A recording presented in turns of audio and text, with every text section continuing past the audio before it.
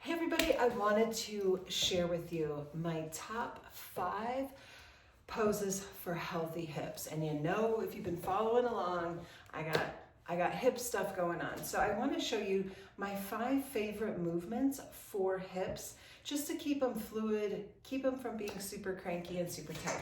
So I'm going to practice this in a chair. You're welcome to join me in the chair, or if you want to try modifying this to the floor. I'm not a floor person right now because of my hips, so let's get started.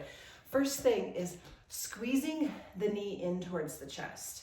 Now this allows that femoral head to drop down posteriorly, and we get this nice release. So we're just going to take the knee and squeeze it in and let it lower. Squeeze it in and let it lower. So what you're doing is you're increasing that synovial fluid inside the hip joint, which keeps it from being stiff and cranky, especially as we age. Now hold it about halfway up and start to draw some circles. So if you picture inside your body right now, this hip rotating through the ball and socket, that beautiful movement that a healthy hip can make. Now I'm sitting tall in the spine and I'm really just using my arm to rotate the hip. Now hold here and you're gonna swing it open. Okay, bring it back. So we're getting all the directions that the hip can move.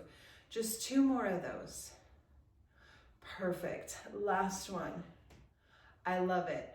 And now lower it. So we would do that on the other side. We would squeeze it in and lower it about 5 times or so.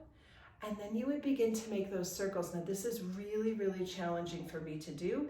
I can barely make circles here.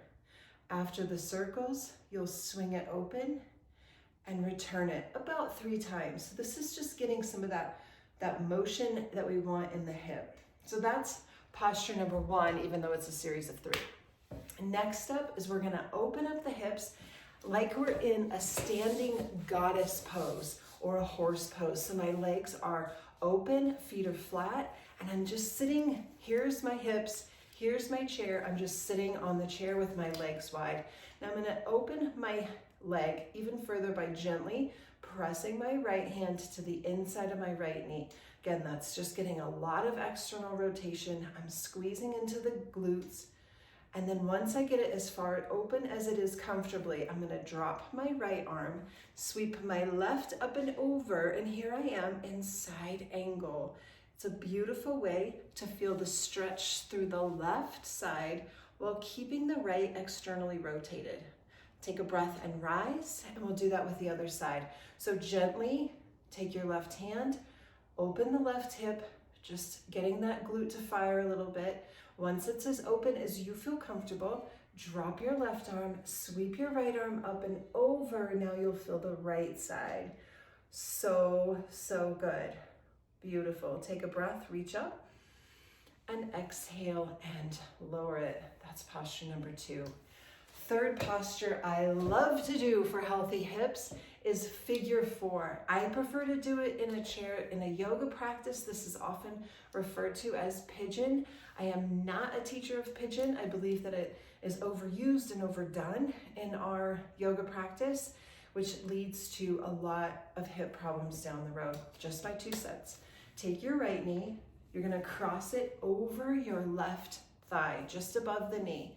Now you can be doing this on your back in that figure 4 shape, crossing right over left. Once we get here, we're going to rock side to side. This is allowing some release through the glute and also having a big external rotation of the hip. Now pause here, be steady, bring your toes towards your knee. That's gonna protect your knee.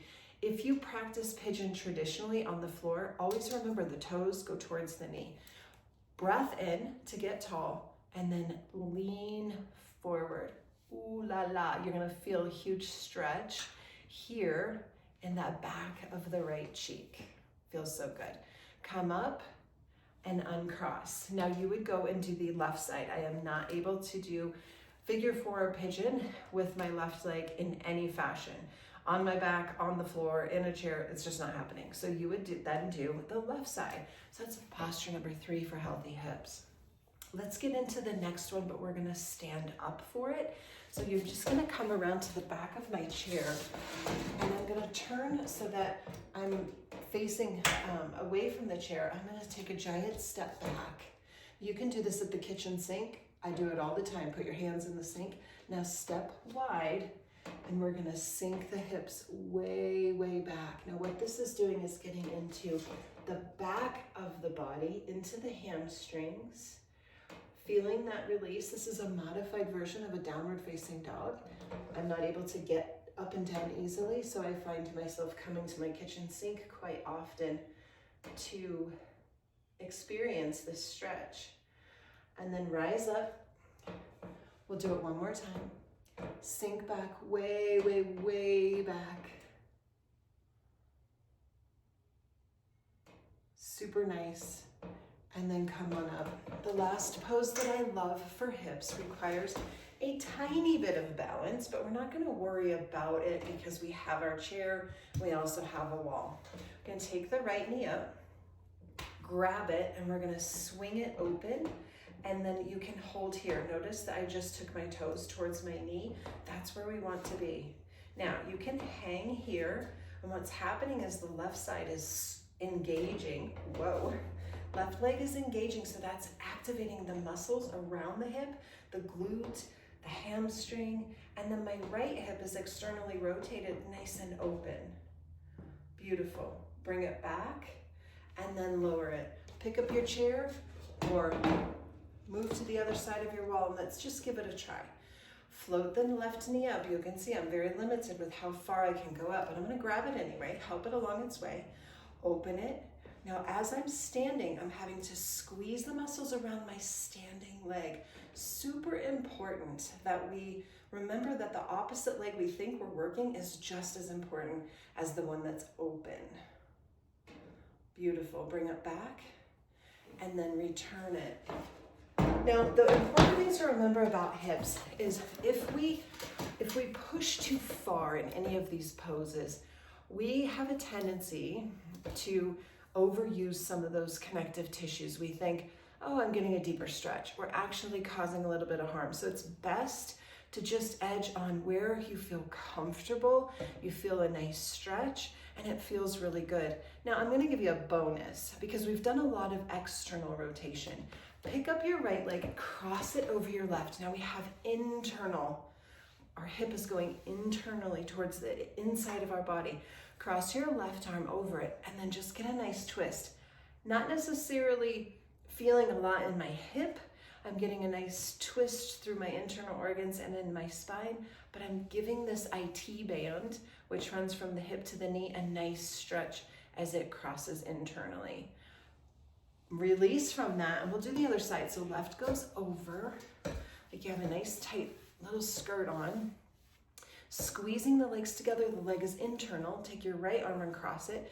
Spin to the left, great for the spine, but I'm also putting a little bit of traction on my left leg as I'm swinging it internally. I'm getting a nice stretch from my IT band, which is also important for hip mobility and balance. Come on back, and that is healthy hips. If you have any questions about hips, hip replacement, hip recovery, how you stay sane with all of this, just reach out to me. Pop down below and see all of my other chair yoga videos, and you'll see that there's a method to this great madness. So take care, thanks for watching, I'll see you soon.